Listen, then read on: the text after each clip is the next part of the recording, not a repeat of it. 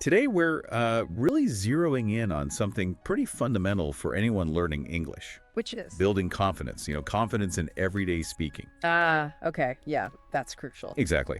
And we've got some really practical materials here that focus just on the language we use daily, the routines. Right, the stuff you do without even thinking about it normally. So our mission basically is to dig out the most useful bits, the nuggets, and show you how you can actually start using more English day to day. No matter your current level. Right. Regardless of where you are on that journey. We'll look at specific phrases, sure, but also kind of why they work. And the source material itself is quite interesting in its approach. It's very practical. Yeah. Yeah, we're not wading through like complex grammar rules here. Good. Instead, it's real examples, English used in common, everyday situations. What we're mainly looking at comes from day 12 of Spoken English in 40 days. And it's pretty structured. It takes you through the language for different times of day, morning, work, evening. The whole cycle. The whole cycle. And it throws in some handy exercises and tips, too. Okay, great. Let's jump right in then. Starting with the morning routine. The start of the day. Yeah. The source gives these, well, simple but essential sentences. Things like, I usually wake up at 6:30 a.m. Standard stuff. I check my phone and reply to messages. I take a shower and get ready. I make tea or coffee. Basics. I like to eat a light breakfast. Now, these seem really simple, maybe too simple. But I guess these are the first things you'd say if someone asks about your day. That's a really good point, actually. They seem simple, but look at the structure. Subject, verb. Yeah. Often a time or an object. Right. Basic building blocks. Exactly. It's a fundamental pattern in English. So if you master these, you're not just learning phrases, you're getting that core structure down. A structure you can reuse. Definitely. So for you listening, take these examples, but don't just repeat them. Think about your morning. Personalize it? Yeah. How would you describe it? Do you hit snooze? Listen to music? Put your own actions in there. That's where the real learning clicks in. Right. And they even slip in that little meta comment. I like listening to this podcast while I get ready. Yeah. Which, if you are doing that, it's a perfect example of linking English to your existing routine. Makes it feel less like homework, doesn't it? Totally. Less like a separate task. Yeah. Okay, so the day moves on. We're heading out maybe to work or school. Right. And the language shifts a bit. Yeah, it brings in a different set of words, Right. more related to like professional or academic life. Exactly. So now we're broadening out from just personal actions at home. The phrases here are things like, I leave for work at 8 a.m. Okay. I take the bus train to the office, or I have a team meeting every morning. Workplace vocabulary. Yeah. I talk to my colleagues during breaks.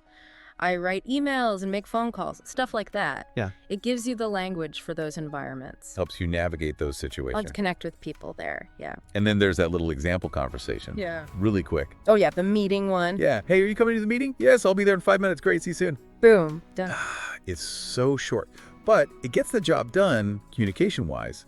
Makes you realize you don't always need long, complex sentences. Precisely. And that's actually really encouraging, I think, for learners. If you feel a bit intimidated by long conversations, these short exchanges show that effective communication is often just about these concise back and forths. Knowing the right little phrases. Yeah, understanding that rhythm and having those key phrases ready. Okay, so next stop. Afternoon and evening. Winding down. Yeah.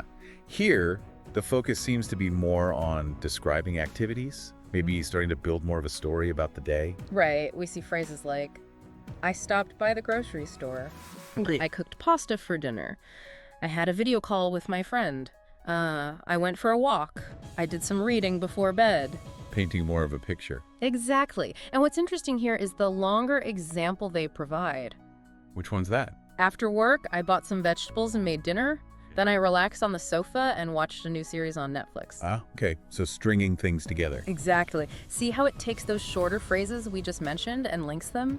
Using words like and then. Creates a sequence? Yeah, a simple narrative. And that's a really crucial step, going from just knowing actions to linking them up to describe your experience. So you, listening, should be thinking about your own evening. Right. How would you connect your activities? What did you do after work or school? How would you tell that little story? Makes sense. Yeah. And that flows nicely into the next point, doesn't it? The full day practice. Putting it all together. Yeah, the source gives an example paragraph summarizing a day. I woke up at 6:30, brushed my teeth, and got ready. I went to the office, had a few meetings, and finished some important tasks. After work, I went shopping, made dinner, and relaxed with a book. That's like a mini report, Yeah. little summary. And the key idea here, I think, is synthesis. Synthesis. Yeah, putting things together. It's not just memorizing phrases in isolation.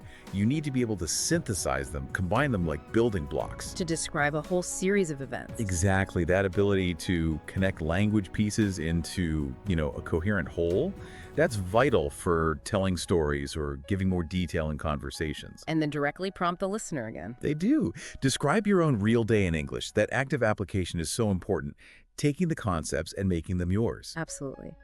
Okay, so the last main section here is about real-world tips, practical strategies. The how-to for confidence and fluency. Right. And one is super straightforward, but, well, probably essential. Speak daily. Consistency. Even 5 minutes in the mirror or with a friend helps. It really stresses that regular practice, even if it's short, is key. It's like any skill, isn't it? You wouldn't expect to learn piano playing only once a week. Good point. Regular, consistent effort, even small amounts, builds that familiarity. It reduces the hesitation. It's like exercising a muscle. Builds that mental muscle for speaking. Exactly. Even talking to yourself helps. It makes it easier when you're in a real situation. And another tip they give is about writing it down first. Yeah. Try writing your daily routine in a notebook. Practice saying it aloud every day. That seems like a good combo. It really is. You're engaging multiple senses. Writing helps solidify the words and structures in your memory. Seeing it, physically writing it. Right. Then speaking it aloud works on your pronunciation, your rhythm, your fluency.